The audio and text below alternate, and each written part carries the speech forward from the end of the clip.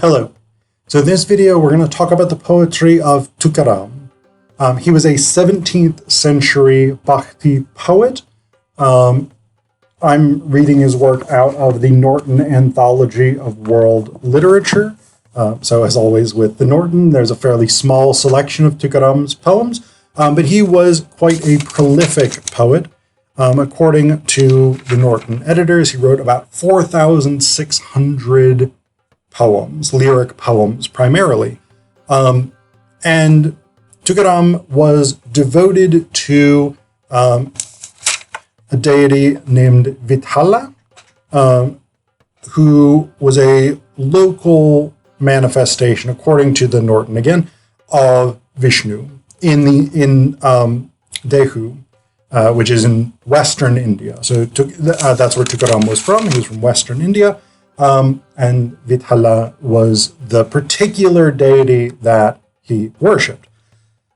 As with many of the other Bakhti poets,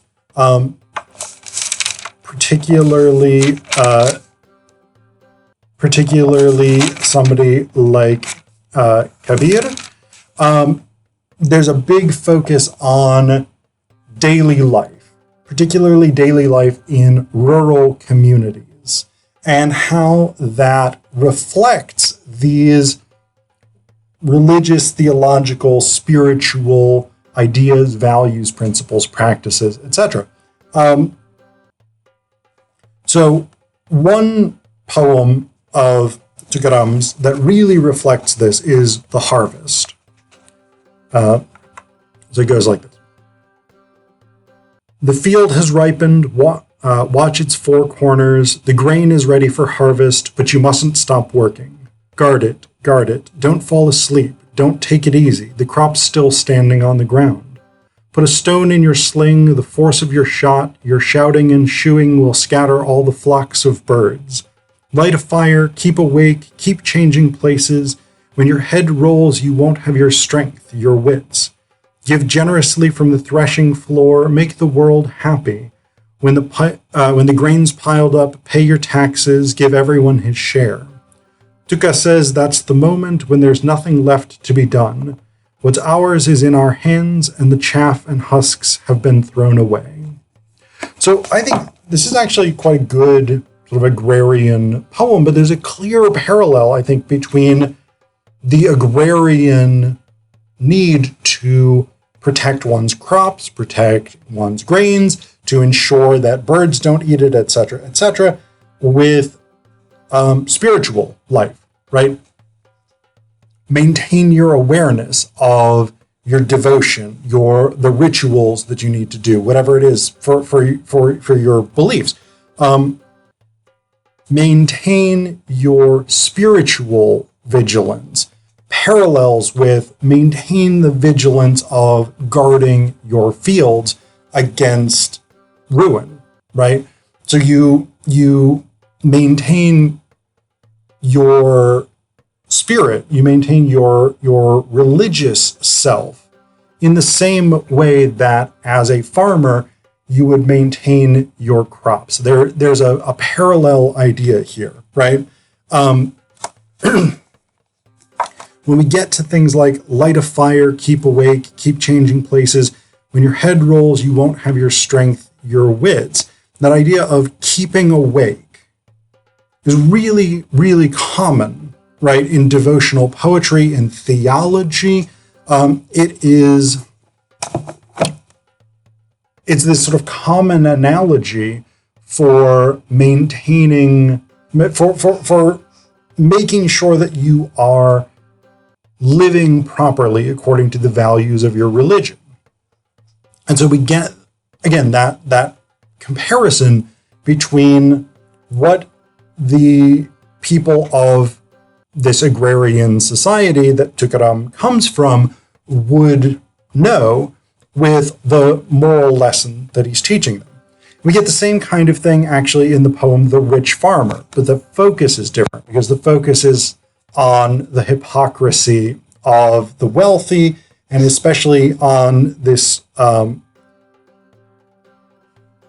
this hypocrisy of outward devotion, So this is the rich farmer. He has vowed undying devotion to a god of stone, but he won't let his wife go listen to a holy recitation. He has built a crematorium with his hoarded wealth, but he thinks it wrong to grow holy basil at his door. Thieves plunder his home and bring him much grief, but he won't give a coin to a poor Brahmin. He treats his son-in-law like a guest of honor, but he turns his back upon his real guests. Tuka says, curse him, may he burn. He's only a burden and drains the earth. And of course, if you're a poor person, the boss is your natural enemy.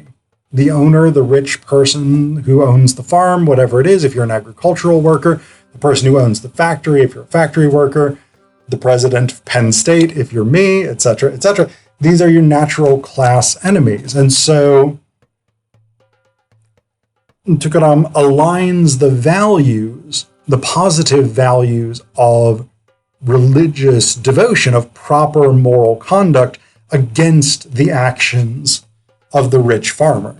So it's an illustration by contrast of what you should be doing. Don't act like this rich farmer, because the rich farmer sucks. But another sort of common element to Tukaram's poetry that isn't as central in the other Bakhti poets whose work is collected up in the Norton is the desire to escape the karmic cycle of rebirth. And this is really central to Hindu philosophy. But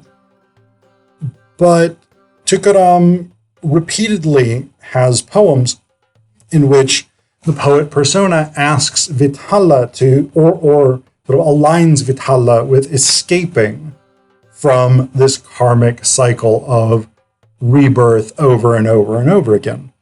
So I'm going to read you 3 of those that deal with that question in different ways. So the first is the water wheel. How long must you endure the whirlwind of death, of time? It's at your back all the while. Free yourself from the 840,000 births, and according to the Norton footnote, that is the traditional number of successive lifetimes for which a human self or soul is reborn in the world due to the consequences of karma. So free yourself from your 8,400,000 births, enter the shelter of Pandagoran, which is one of the forms or aspects of Vitthala, an Octanus god of the Maharashtra region, now a state in Western Peninsular India. So that's basically a name for Vitthala. Good enough. The seed that sprouts to life brings death with it, and when it dies, it's quickly born again. Tuka says one's lives are strung like pots on a water wheel. A pot frees itself only when the cord is broken. So that's a poem that's really interested in what it means to escape from the cycle of rebirth, sort of breaking of this order that is foundational to Hindu ethics, basically. The next poem I'm going to read you, The Prisoner, deals with the sort of negative experience, the negative affect that comes with those karmic rebirths and that sort of cycle of guilt. So this is The Prisoner. I find ways and means to set myself free, but look, they only entangle my feet. I'm caught like a prisoner under this sorrow's warrant. I've lost my strength, my wits. All my past deeds and present actions gathered in one place come dragging after me. I'm trapped in the snare of do's and don'ts. I cut them one by one, but they can't be sorted out. I collect them, but they grow back like each other's limbs. In desire's company I've found unhappiness. Tuka says, Lord, now you must set me free. I've become completely powerless. And that idea of sort of going to Vitthala as a supplicant, right? This sort of idea of going to the god and begging for freedom, begging for an exit from the cycle of rebirth is really important in Tukaram's poetry. It's central to the last poem I'm going to read you for this video, which is begging for God's compassion. Again, this becomes the central idea, really, this request of Vitthala that the poet persona be released from the karmic cycle. So this is begging for God's compassion. The world has bothered me no end. I've laid in the womb in my mother's belly. I've become the beggar who begs at the doors of 8,400,000 yonis. I live like a slave in someone else's hands. I'm caught and whirled in the powerful snare of all my deeds, done now and in earlier births, whose fruits stick to me to ripen now and later. My belly's empty and there's no rest, no destination, no resting place, no hometown. Lord, don't spin me like this. I've lost my strength. My soul sputters in torment like a rice grain on a hot griddle. So many times have gone by like this, and I don't know how many more lie ahead of me. They come around again and again without a break. Maybe the string will snap only when the world ends. Who will take away such anguish from me? On whom can I press my burden? Your name ferries us across the world's ocean, but you hide in a hole waiting in ambush. Strike me now, run me over, O Narayana. That is another name for sort of broad conceptualization of God in Hinduism. Do this for me, impoverished wretch that I am. Don't ask a man without goodness for good things. Tuka begs for your compassion.